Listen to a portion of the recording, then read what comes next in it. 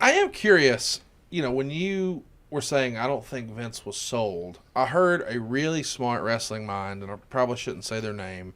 He explained to me a couple years ago there are attractions and there are opponents. And if you try to make the opponent the attraction, it won't work. It'll never draw. And I thought to myself, through wrestling history, I can think of circumstances where, man, whenever this guy wrestled that guy, it was a fantastic match and it drew well and got good ratings and people loved it. But when one of those performers went and did something else, it just wasn't the same. Yeah. And the way you phrased it there, it feels as if maybe Vince thought in '96 Shawn was the attraction in September and you were the opponent. And then in October, The Undertaker is the attraction and you're the opponent. But I do think that changed for you. I do too. Yeah, yeah. I do too. And I think that April interview had a lot to do with it. I'm okay with being the opponent, Yeah. as long as I continue to have good people to work with. And I think that I had established a good track record of as a guy who could work with just about anyone. Yes. Have good matches. Even as Cactus Jack, the character lent itself well to working with others. It worked with different types of characters. You can kind of tell this is strange. This is a strange parameter, but when the wrestling magazines, back when they were fictional, when they enjoy writing about a character, it's a good sign that that character's working. Yes. So a guy like Bob Smith, for example, like he really liked writing about the Cactus Jack character in a way that others were not enjoyable. You really had to almost pull teeth to figure out what this guy would say.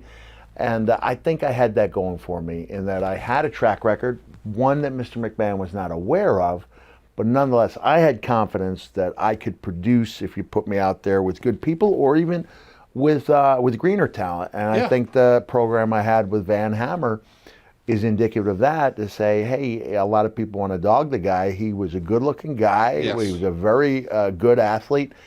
He was willing to do what I asked him to do. He was willing to take a couple of, stiff shots when the occasion called for it.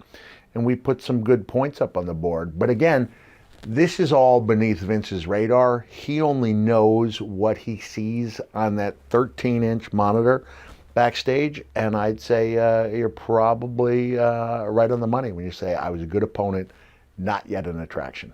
Do you have you heard that analogy before? Do you subscribe to that theory that there are opponents and there are attractions?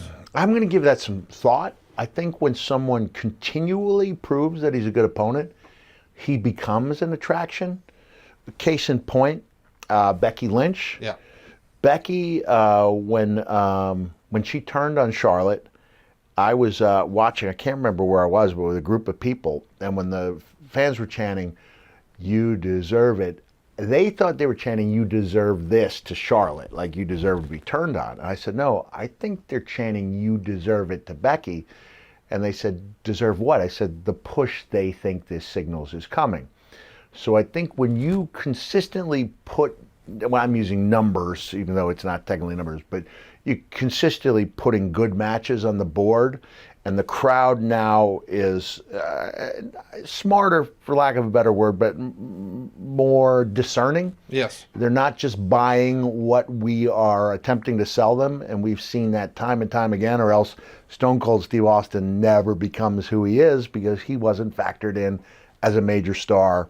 And I go back to the time that Jimmy Miranda was going around showing me the list of merchandise they wanted to do for me in the summer of '96, and I see my name checked for t-shirt, and they wanted to do the mask. And I said, I don't think there should be a mask because the mask is supposed to be ominous. It's not something you can purchase. That was my call. Other people have had the mask sold and it did really well, and I don't think it diminished the character. But I thought at that time, you shouldn't be able to wear this mask. Now I'm grateful for the the Amazon, the rubber mask, and there's a few artisans out there making some really good representations. But the only thing they had checked off for me was the mask and the t-shirt. Brother, the Stalker, Barry Windham, had almost everything, and Mark Henry ticked off every single box. And when Steve Austin came over, and I know I'm repeating a story I've said before, but I think it puts it into perspective with Yes. what we're talking about. He was like, "Hey, Jimmy, how about a T-shirt for Stone Cold?" And Jimmy kind of hems and haws, and he goes, Steve, I'm sorry, but the office just doesn't see merchandising potential in you. And they were wrong. And everyone involved would be the first to admit they were wrong about what Stone Cold could be. Yes. So at least I was I think WCW was more of an atmosphere where once you had a role, you were stuck in that role. Yes. Whereas WWE, by virtue of the fact that you were literally not playing with someone else's money, you were playing with one man's money, he was going to push the people he thought were going to produce, whether or not he had a friendship with them or not. So I think you can be an opponent, but when you're consistently producing, that makes you an attraction. In today's, when I say today's world, I'm even going back to 96, 97, because the cat was out of the bag as far as the entertainment aspect. In a weird way, that helped guys like me, because people then changed their perspective and did not say, "Oh, geez, this guy loses all the time." It was like, "Wow, does this guy lose with style?" Right? So people could appreciate me for what I did instead of dogging me for what I didn't do, which was win matches on a very regular basis.